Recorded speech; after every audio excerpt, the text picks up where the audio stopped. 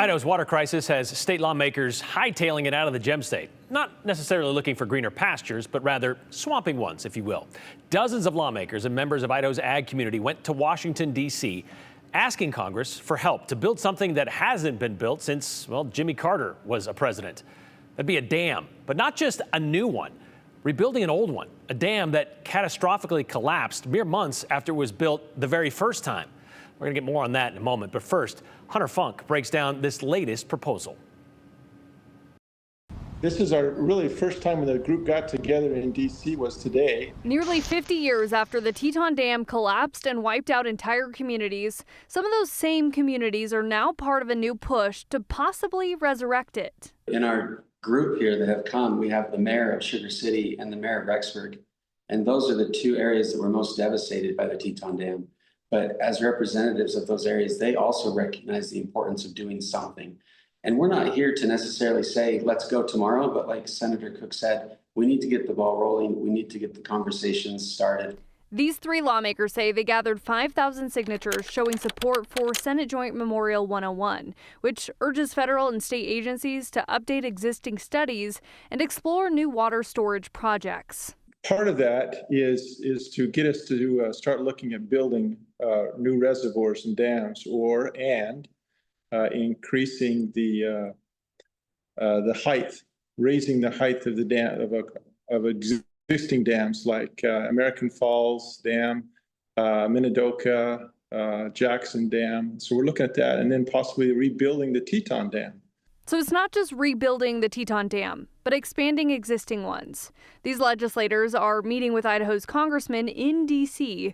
in hopes to get the support to allow the Bureau of Rec to begin studying these areas so they can find which projects would make the most sense. They're also meeting to streamline the permit process and eventually ask for federal funds. One of the things we've kind of coined is 750K by 2100. That's 750,000 acre-feet of new surface storage of water by the year 2100. We're not looking at, 5, 10, 15 years out.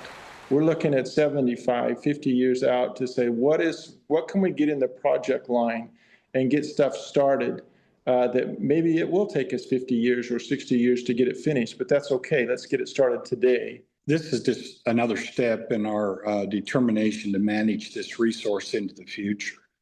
We feel like that the steps we take today will have a big impact into perpetuity. Increasing water storage would allow water managers to increase winter flow, but it's also an ongoing concern for advocates for downstream fisheries.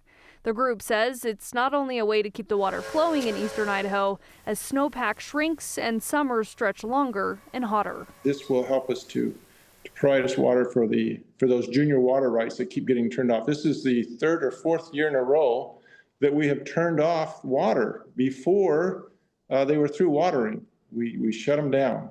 So this effort is to stop that. Let's move this forward. Let's not drag our feet. We don't have time to drag our feet anymore. We got to get things going.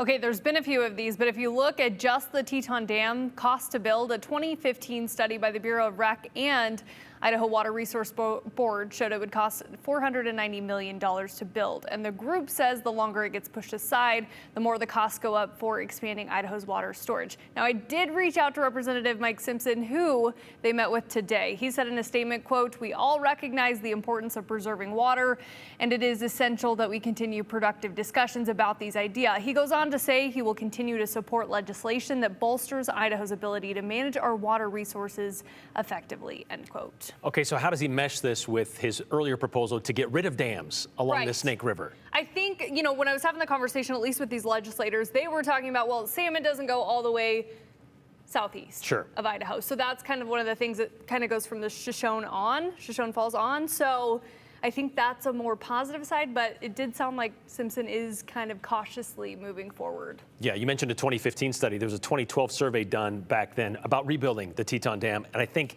it was done by American Rivers, which is a conservation group, of course, but they said 45% were in favor of rebuilding it, 34% were opposed. So kind of a not really considerable either way. Yeah, and if you're talking to farmers, they're probably going to be on board because their water keeps getting turned off. Sure. So. All right, we'll see. Again, long time in the future.